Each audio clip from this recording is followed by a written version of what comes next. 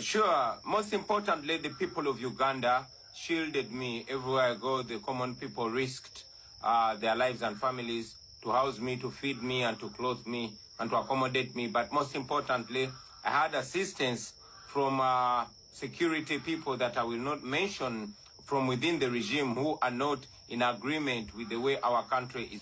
Robert Kyagulanyi Ssentamu president waffe. Buli lwayogera waliwo message gyawa bannansi. Ne bannayuganda bangi temunnagitegeera mulyoke mwongera okugitambuza ennyo.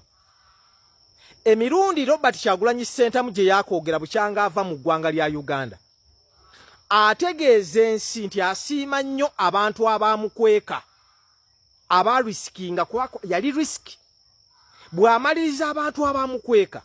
Robert Kyagulanyi Ssentamu asiima n'akutegeeza nti bwe yali tannava mu kugenda mu kwekweka waliwo aba security abajja ne bamubagulizaako nti munnange bakunoonya okukolako obulabe.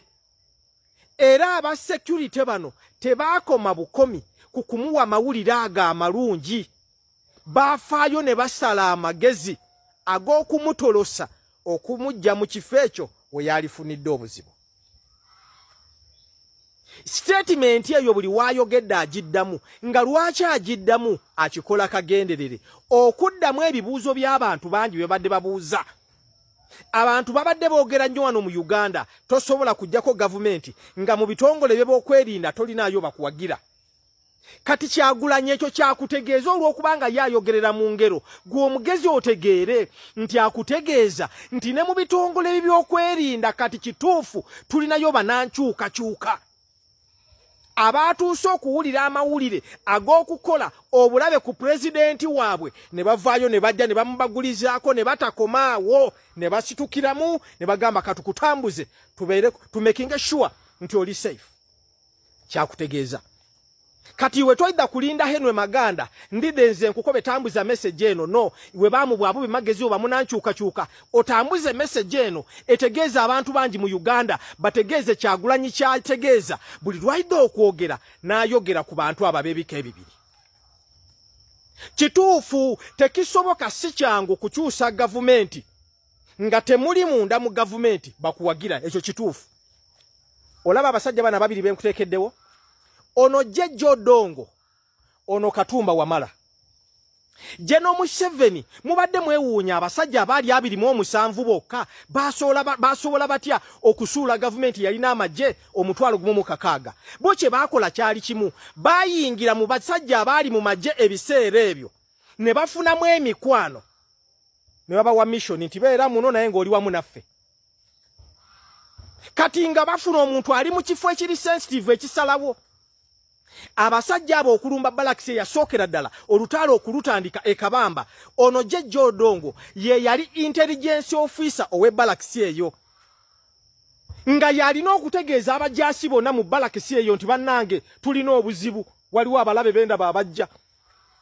Mu kifo ekyokutegeeza Jeje Odongo akaseera ako bakama be n'abalwanyi ye yasigalanga ate akaseera ako ayogera n'abayeekera bategeeza mujje bwe muti sawa bweziti. Emundu ziri mu kifo gundi bweliwewe wano temukubawonze wendi. Era ekyo abayeekera bwe bajja ne bagwamba Balakisi yeekabamba abaali abatono bwe batinga amagye gonna mwegali babagwako anaweya ne bafuna emundu. Jeje Odongo w'omunda ye yakikola. Bwe kyamala kino okubeerawo ne bakwata Jeje Odongo ne bamutwala gwakulya mu nsirukwe ne bamusiba eruzira. Jeje Odongo okuva mu luzira okuva 1981 owa gwali gugwakaawo. Jeje Odongo okuva mu eruzira mu komera yavaayo 1985 nga gavumenti y'Obote evuddeko Tito Okello amuwambye. Era Tito Okello naye ne bamuzza ate mu magye n'akomawo magye. Jeno Museveni bwe yajja mu buyinza obomu ku bantu be yasookerako okunoonya ye Jeje Odongo n'amupromotinga mangu. Ne Katumba Wamala naye bw'atyo bw'ali. Abo ababiri tebaalinnyako mu nsiko nedda baalwaniranga munda. Nga bano boolaba kati Mukama bakatonda be yatuwadde abalumirirwa awamu naffe. Ne Jeno Museveni bano nabo bwe baalumirirwanga awamu ne bannayuganda ebiseera ebyo Katumba ne Jeje Odongo. Yensonga lwaki gwe teweebuuzanga Uganda yakabeera ne ba Army Commander 10.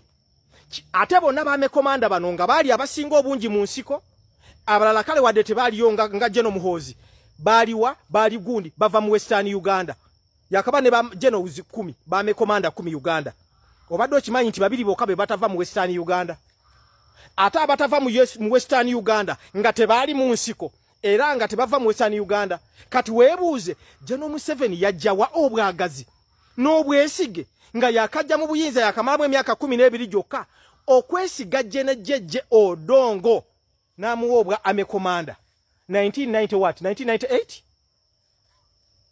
golowooza Jeno Museveni yasinzira kuki otegeera ekyo Odongo already yali yamulagako ng'akyali Jeno Museveni mu nsiko talina kyamufunako Jeje Odongo n'abeera wa mukwano gyali namwesiga likewise ne Katumba Wamala bwatyo bwe yali Katumba Wamala neti yali nnyako mu nsiko naye bwe yali mmaje ga Obote bawangayo information kati buli bwobeera kituufu ng'olwana kujja na kyemali oba omuntu ena mu buyinza kiba kya buli bw'otuuka ku level ey'okuba nti mu bitongole by'okwerinda oliyo abantu abali side yo obwa buwanguzi y'ensonga lwaki Katumba Wamala teyali mu nsiko tabalimba ne mwennyini akyogera ne Jeje Odongo y'ensonga lwaki ne bwe yabajja mu magye ne bawummula yabawa bwa minisita balina okubeera ba minisita kubanga kye baakola gye kiri odyamu ekyokuyiga kati Kyagulanyi y'ensonga lwaki buli lwajja okwogera mwamulabye Jobo yabadde ayogera mu Amerika awo yali ayogera ku TV ya France ne video gye yatuweereza yasooka akoona kubaamukweka n'amala n'akutegeeza be by'okwerinda abaamusomolera ekyama ne batakomaawo ne bamujja ne kumujja mu ggwanga okumujja mu kifo ekyo we yalifunidde obuzibu kyategeeza kati gwe waali badde ng'obaamu amagezi nga muna Uganda Katonda weebale tutuuse ku level eno nti ni mu bitundu oba ni mu bifo ebitongole by'okwerinda nti tulimu n'abantu ekitegeeza abali awalala n'ife nti Kibumba agungumale awo olina kwebaza Katonda Kyagulanyi kyakutegeeza lwaki buli wamu wonna gw'otambuza message eno etuuke ku bantu bangi bategere nti yes ensi yaife ekiseera kiba kitegeeza there is a future very bright ey'eggwanga lyaife bwe tuba nti n'omuntu agema emundu ati asobola okwemerera walala n'ife by civilian yategeera obulumi bwe tulina bw'omukuiba enguzi yategeera obulumi kubanga abajaasi bano baganda baabwe bafiira mu malwaliro bamama baabwe bafiira mu malwaliro ng'ezira iddagala abajaasi bano n'abapoliisi boona abaana baabwe basoma ng'aye bazira mirimu gye bafuna abajaasi bano n'abapoliisi boona bafuna obukaluubirivu olw'obusente obutono bwe bafuna okusomesa abaana baabwe so kati kino kibairewo emirembe gyona tulina kwebaza bwebaze Katonda ko ife ife Kibombo w'omu weekend weebale okubona nti waise ni ku bantu abagema emundu bategeera obulumi ensi yaife bwebitamu olitegeera ekyo kino kiraga nti oba oli awo Robert Kyagulanyi Ssentamu mu mutima gwe already ba amekomanda bajja okukozesa nga Jeno Museveni already bwe yakitegeera nti Katumba Wamala ni Jeje Odongo Jeno Museveni alina abantu be yalwana nabo mu nsiko nga tasobola kubabwa amekomanda aye yaleeta bano abatali mu nsiko nga ate tibayiggwanga lye era tibava mu Western Uganda. I told you nti Uganda in 40 years twakaba niba amecommanders 10 out of 10 only 2 don't come from Western Uganda and only 2 are not in the bush. The rest were either in the bush or come from Western Uganda.